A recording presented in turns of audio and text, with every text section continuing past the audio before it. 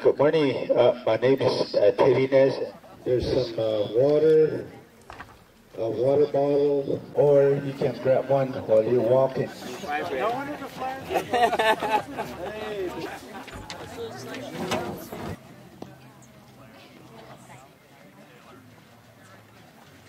Stay with the group on the sides of the road to keep you away from contaminated areas. There are contaminated areas along the road. We've scoped out the places that we're going to stop and meet. Those are clean. There's no problems with those places. We don't want anybody wandering off into areas that are still not safe for people to be in.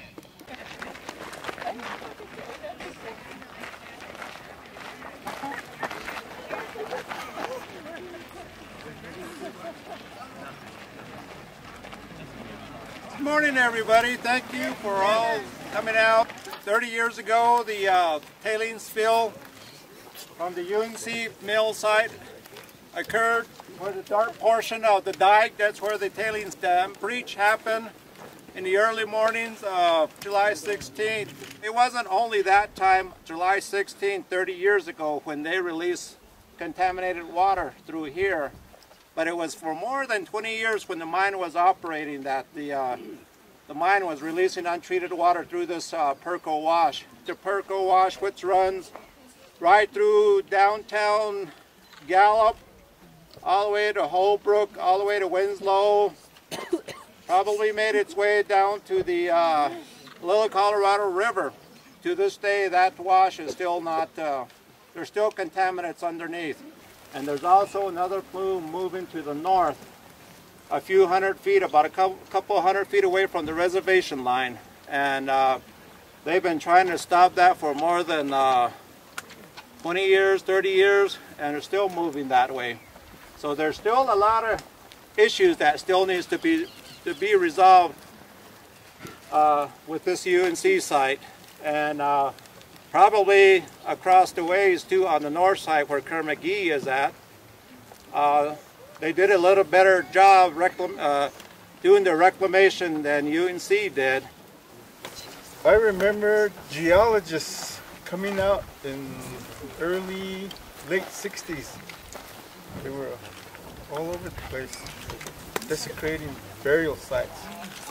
By late 60s, it was just beginning. This road wasn't here. It was a dirt road all the way to Churchill. And after I graduated from high school, I went to Denver, Colorado for about a couple of years. And then after that, I was drafted by the Army. By the time I got back, September 1973, there was a highway and mining was in boom. The UNC tailings dam break and the tailings spill still ranks as the second largest release of radiation in a single accident in world history that's been recorded next to Chernobyl. It's the largest release of radioactive waste by volume in U.S. history.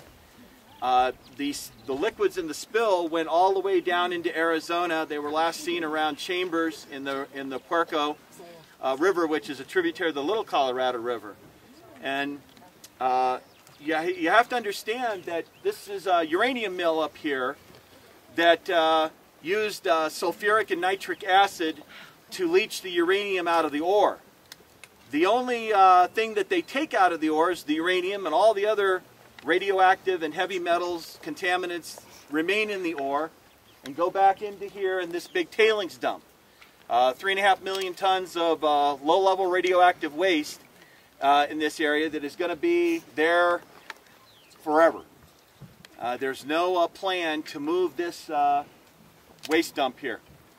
And for the uneducated or those who aren't aware, and even some of the younger generations that have come through here, this is now a very difficult place to identify as a permanent dump.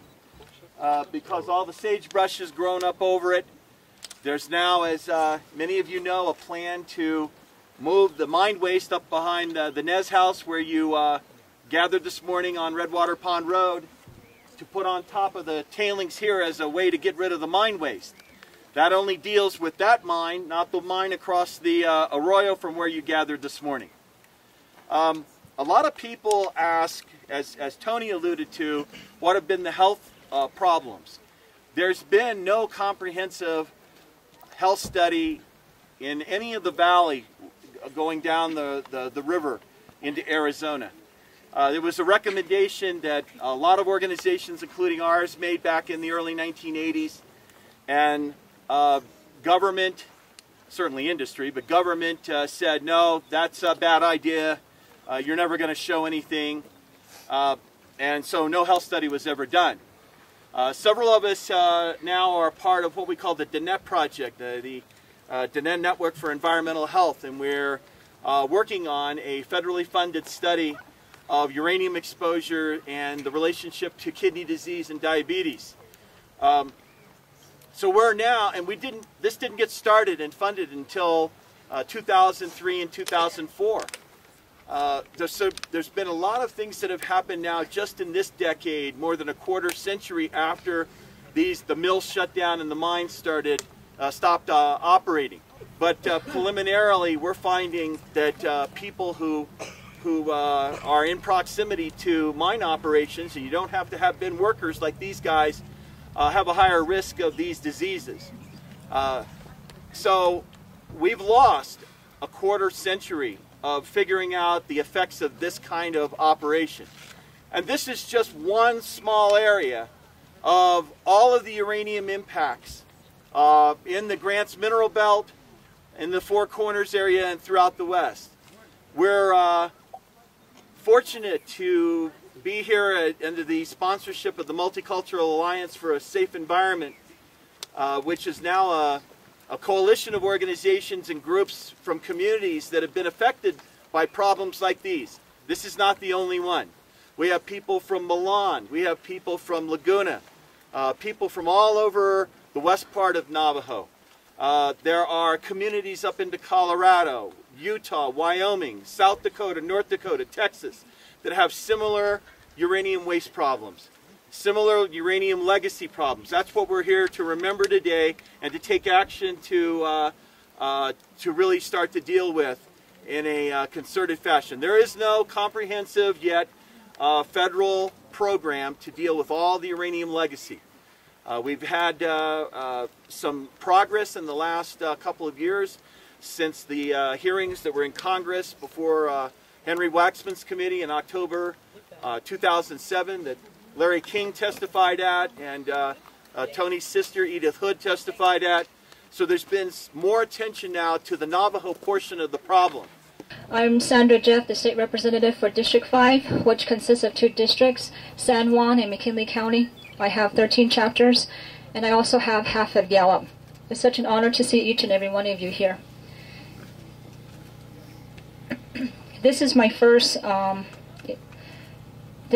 elected office as a state representative, and what I've been working on in Santa Fe, which includes education, healthcare, Native American community, public safety, infrastructure, energy, and our environment, jobs, and our religious and cultural beliefs, just to name a few. I grew up in Crown Point, and am very familiar with the history of uranium mining. It is unfortunate that our government didn't take more care in protecting the environment back when uranium was used for our country's nuclear weapons. And as a result, we find ourselves in a predicament that can be very confusing and very scary for all of us. As a legislator, I feel a duty to educate myself and to help educate my people about both the historical aspects of uranium mining and the forecasts that lie ahead. I know that the church rock spill and even just the words set off a lot of deep emotion and passion in many people here today and those living in the areas that were once mine.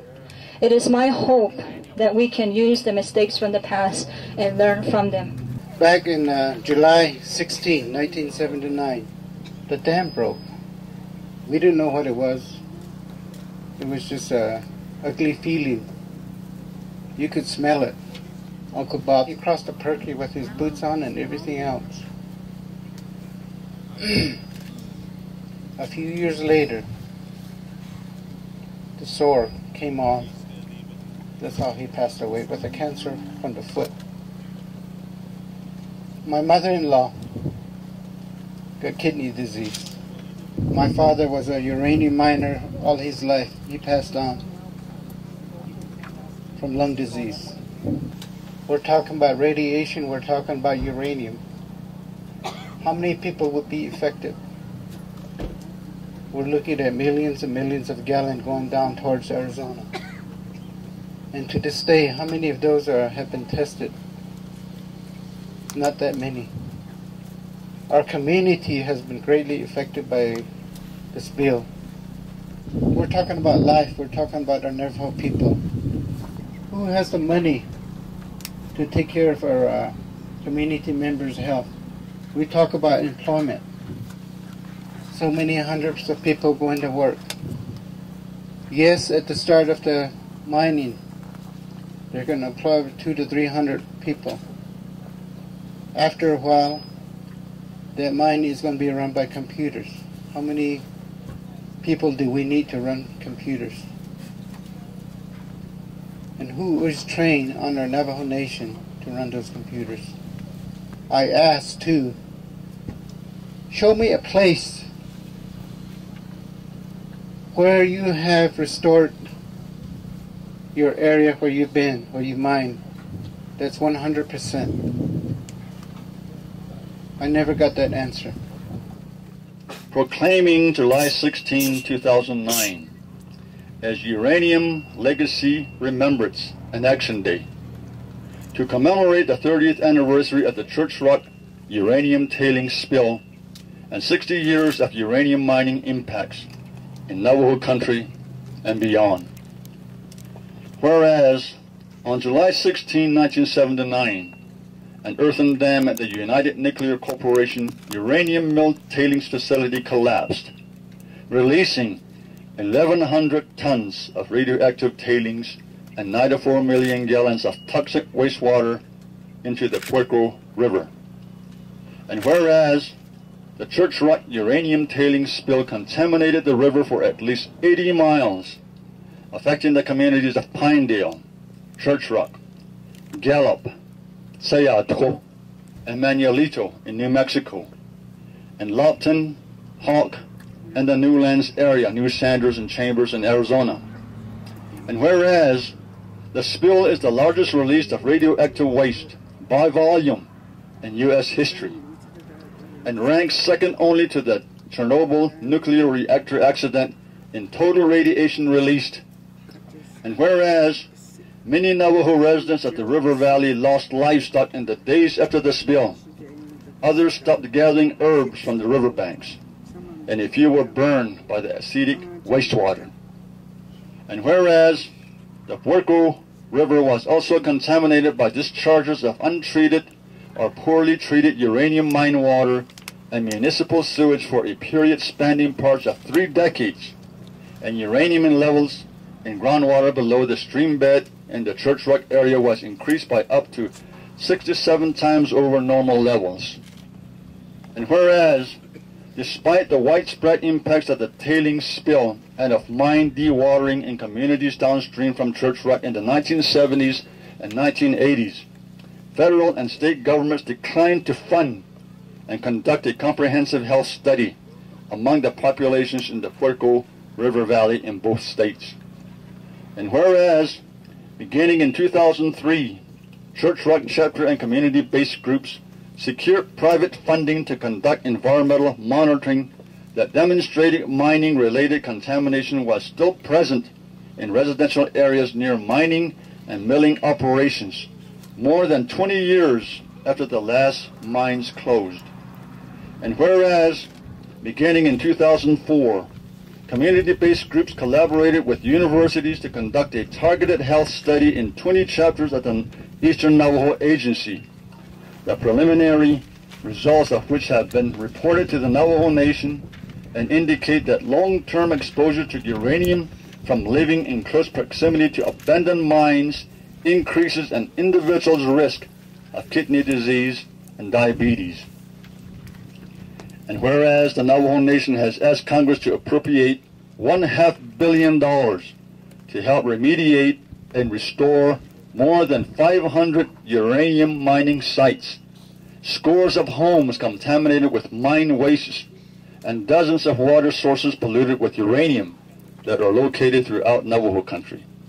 Yet the federal government has allocated only a few $1 million in a new funding from existing agency budgets to address the Navajo uranium legacy. And whereas, in response to the threat of new uranium mining proposed in Church Rock and Crown Point chapters, and around Mount Taylor, a sacred mountain of the Navajo and Pueblo peoples, the Navajo Nation Council adopted the Natural Resources Protection Act on April 19, 2005, prohibiting uranium mining and processing in Navajo country. And whereas the Multicultural Alliance for a Safe Environment, with support from Church Rock and Coyote Canyon chapters and other organizations, is holding a 30th anniversary commemoration of the Church Rock uranium tailings spill to remember and honor the Diné communities that were affected by the largest release of radioactive waste in U.S. history, and to reaffirm the Navajo Nation's ban on uranium mining and processing. Now therefore be it proclaimed that I, Dr. Joe Shirley Jr., President of the Navajo Nation, hereby proclaim July 16, 2009 as Uranium Legacy Remembrance and Action Day for the purpose of informing the people of the United States of America and of the world that we, the Diné, will never forget the devastation that uranium mining and processing has wrought on the health, safety, and natural resources of our nation, and that we will continue to work to restore our health, lands, and water to their natural conditions to return harmony and balance to our relationship with our sacred mother, the earth. I further hereby proclaim that the Navajo Nation reasserts its call to the federal government and private industry to appropriate the necessary financial resources to undertake and complete within the next decade a comprehensive action plan to resolve the uranium legacy throughout the United States toward the goals of accomplishing full reclamation of abandoned mines and mills, restoring lands and waters damaged by uranium mill tailings disposal sites, replacing contaminated homes and water supplies, conducting health studies in communities impacted by mining, and fully compensating uranium workers and their family members and community members living near uranium sites for their illnesses and disabilities. I further hereby proclaim that the Navajo Nation reaffirms its commitment to implement and enforce the Natural Resources Protection Act to prevent further harm to our people and our resources from uranium development in Navajo country. And I call on all federal and state permitting agencies to respect the Navajo Nation's sovereign uranium ban by declining to issue permits for new mines and mills within Navajo country. I further hereby recognize and extend the Navajo Nation's deepest appreciation to the many Diné individuals, communities, and organizations, and the many non-Navajo individuals and organizations who have worked tirelessly for 30 years to study the effects of the tailings spill and uranium mining in Navajo country, and who have continually sought and demanded justice for those who have been adversely affected by the uranium legacy. Proclaim the 16th day of July, 2009, Dr. Joe Shirley Jr., President of the Navajo Nation.